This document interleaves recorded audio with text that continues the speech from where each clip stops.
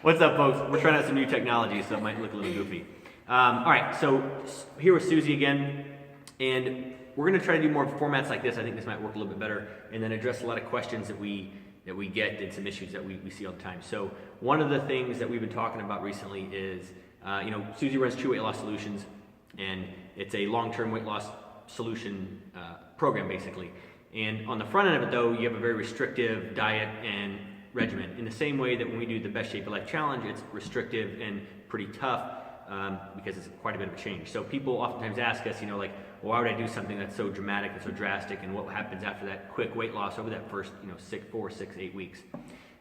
So I'll let Susie take it from there, but we want to kind of address that issue of why we would do something that is very restrictive on the front end, not as just a 6 weeks and you're done, see you later, but as a way to reset metabolism, as a way to expedite weight loss with the end game of a long-term solution.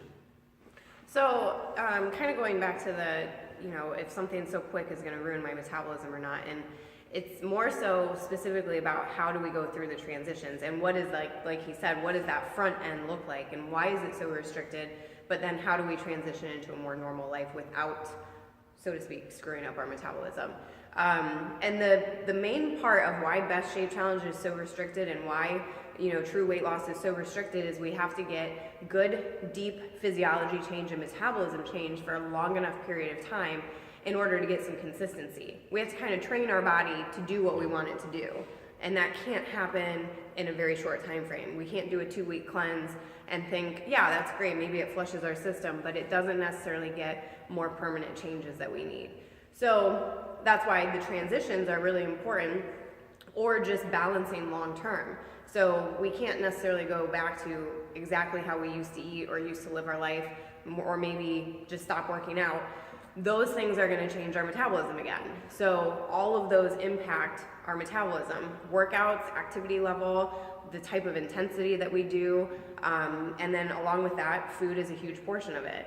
And it doesn't mean we can never have bad things ever again.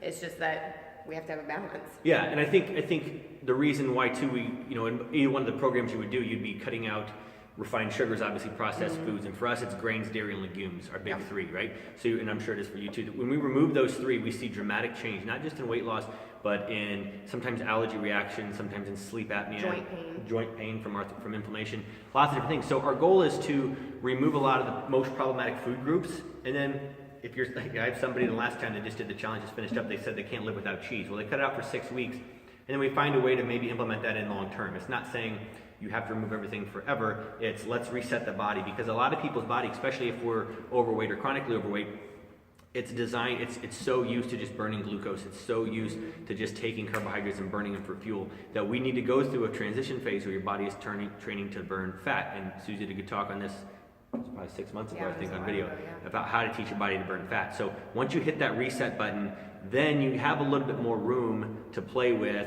not being 100% perfect on your food all the time. So it's a necessary evil to reset the hormones or to reset the metabolism, but it's not what you're going to do for long term, because we both understand, as we've both coached a bunch of people on this, if it sucks, nobody's going to stick to it long term. It might suck for the front end, but the goal is always a long-term sustainable process. But we have to reset that metabolism, teach the body to burn fat, and then that's why we're also both big on the intermittent fasting model, because that is a huge buffer.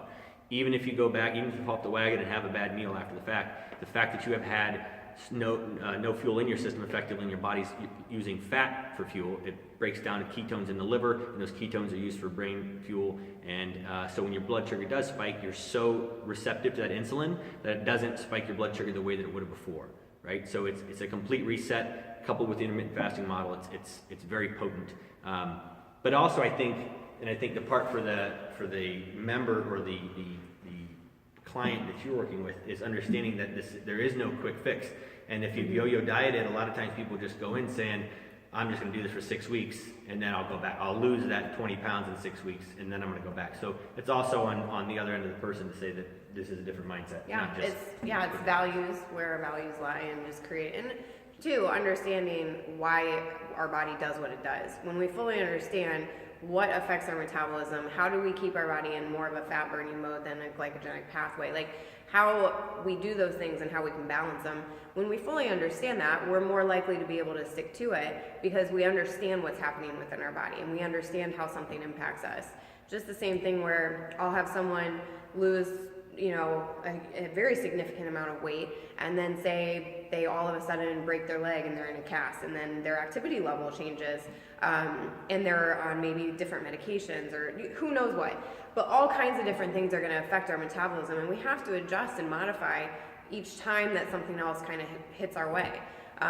So it's also just kind of a constant adjusting, and you kind of talked about this too, where in one of, it was maybe a couple weeks ago, where we have to vary things. It doesn't, the exact same thing that worked for us 6 months ago may not work for us currently. And then 3 months from now, it may not be the exact same thing with what we've always been doing. And so it's also just trying to figure out what our body needs, what it's missing, what do we need to adjust a little bit to keep things, you know, health promoting. Yeah. So don't be that guy or girl that shows up March 1st hoping to get a six-pack by spring break. It's not going to happen. Right. That's what we're saying. All right, cool? Yeah. All right, thanks for listening, and we'll see you next week.